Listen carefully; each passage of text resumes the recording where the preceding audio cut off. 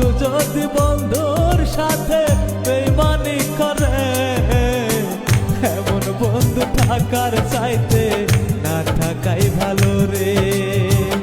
এমন বন্ধু থাকার চাইতে না থাকাই ভালো।